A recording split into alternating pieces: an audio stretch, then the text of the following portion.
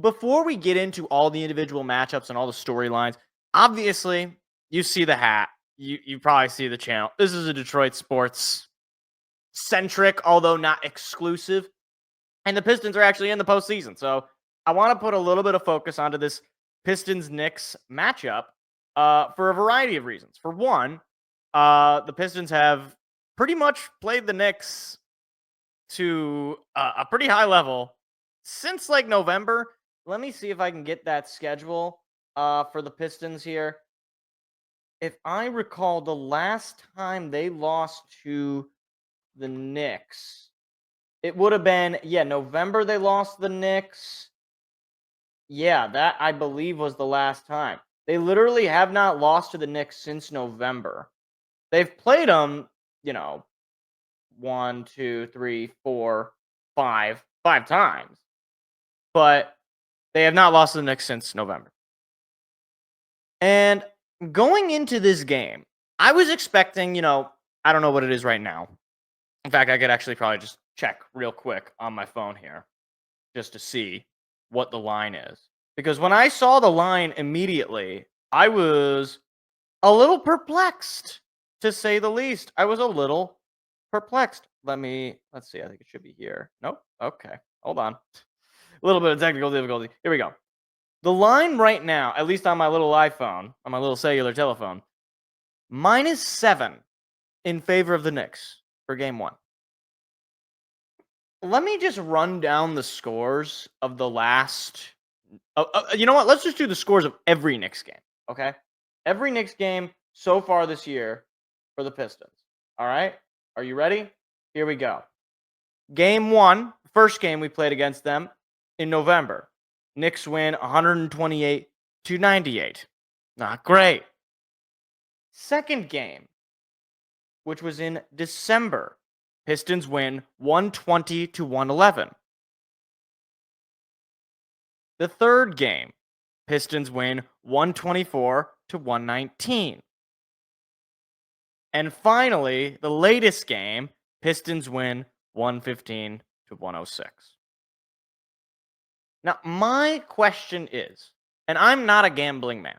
Everybody, if anybody knows anything about me and what I talk about on the show, I am not a fan of the sports gambling and all that. I'm not a gambling man.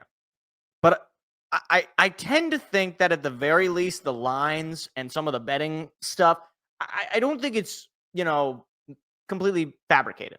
Like, I don't know, it's based on nothing. How can you come away going into this game and say, yeah, Knicks, 7 points? Like, as if the matchups between these two teams did not happen. Last I checked, we pretty much destroyed them throughout the regular season. Like, we lose one game very early on, right? And then since that game, we just have beaten them every single time. On the road, at home, whatever. I'm not saying we should be favored, but -7-point favorites in game one of a playoff series between two teams who literally just met less than a week ago. like it's not like you can say, oh, well, they haven't played in a while and maybe the teams have changed. No, we played them 5 days ago and we won. You might say it was at home, whatever. I don't know that at home makes that much. Is at home really a 7-point swing to some of these people? I don't know. Apparently, the other thing to note on this, and we'll get into some of the other individual matchups here, that is the largest spread between any of the, officially settled playoff matchups. Obviously, the 1 and 2 seeds, you don't know who they're going to play just yet. So what I gather then is they believe that the Knicks have a better shot of beating us, not only beating us by multiple possessions, beating us 7 points, than the Lakers do the Timberwolves, than the Clippers and the Nuggets. I mean, maybe you say those teams kind of comparable, but the Clippers have been on a little bit of a hot streak there near the end. The Bucks and the Pacers, I mean, maybe you say that game can be somewhat comparable, but given the Dame injury, I think it'd be far more in favor of, Indiana. I guess we'll see once the 2 and the 1 seed matchups are set by the end of the week. But I'm sorry. I know some matchup has to be the most quote unquote lopsided in terms of, spreads. I just don't see it being this one. I really don't. If I had to pick from the ones that are officially set, maybe the Lakers Wolves. If just because Luca in the playoffs can really turn it on, and the Lakers have been basically red hot since they got Luca. Uh, Maybe the Nuggets Clippers because the Nuggets are sort of in a bad spot organizationally. They just fired their coach and GM. Like honestly, I don't know.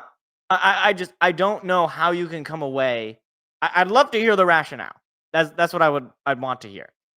The other thing that got me, and I didn't actually see the article for this. I saw the screenshot of it.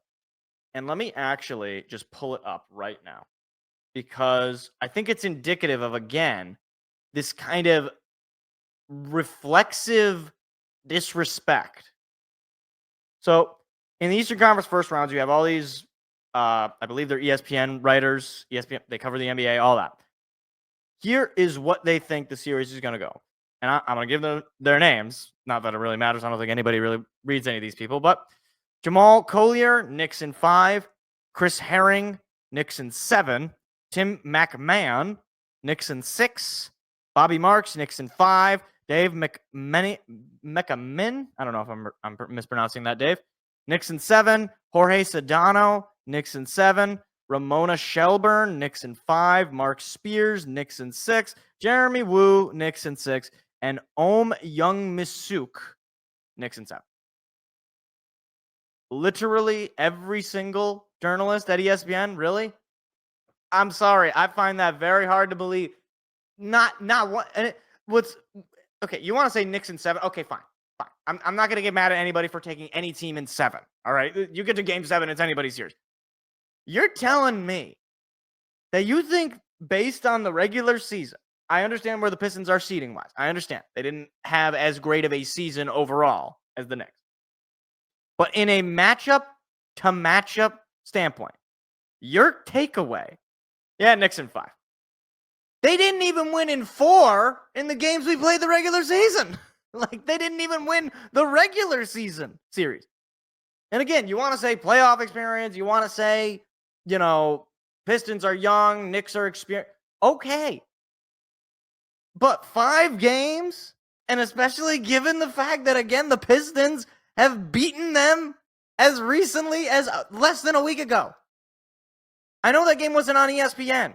We decided to put the Sunday game on ESPN. We really gambled wrong there, ESPN. But we decided to put the Sunday game on there.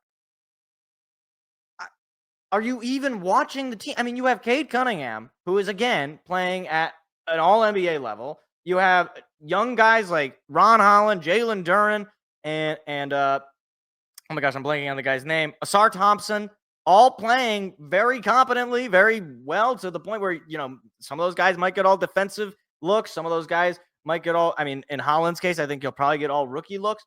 But even just from a statistical standpoint, let me just give you some of the stats here. I'm on teamrankings.com. Points per game, the Pistons are 11th in the league. Average score margin, they're 13th. Fast breaks per game, they're 2nd. Points in the paint, they're 5th. Are they the Showtime Lakers? No. But to act as though they're just a bunch of scrubs, excuse me, that's ridiculous. It's ridiculous. If you want to say Knicks in 7 or even Knicks in 6, I'm good with it.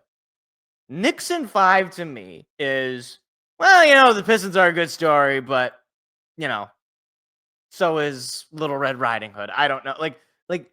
You just have to be basically completely ignorant of the team that you're talking about.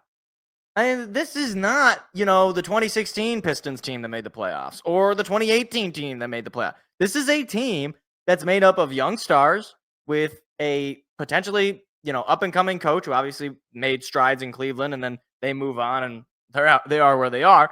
But still, a well-respected coach with a good culture, with a brand of basketball that I think a lot of people who do not like the NBA would appreciate that the Pistons do. Again, one of the best fast break teams in the league. And I want to say they were also one of the top teams in dunks. So it's not like, they're just, lobbing up 3-pointers like, 60 a game. They're a fun team to watch. And I'm not just saying that because I'm a Pistons fan. I think anybody can, if I know we didn't get a whole lot of national broadcasts, but outside of the final Bucks game, the games the Pistons played were pretty exciting. So, look, I don't really trust the Knicks to go all the way. I'm not sure that I trust them to win this series.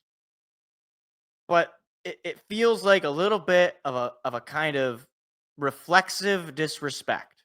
And I just don't appreciate it. So we'll see what ends up happening. Obviously, the series will not be decided by the time we get to next week. But if they can split on the road in New York, heaven forbid, if they could get 2 games on the road in New York, the LCA is going to be popping. And I think the media world and the NBA world is going to find out just what it's like when the Detroit Pistons are, on the board, so to speak. So there's that. Hi, it's me again. If you enjoyed what you just saw, hit the like and subscribe button. We do live shows every Tuesday at 7 p.m. Eastern. Hope to see you there.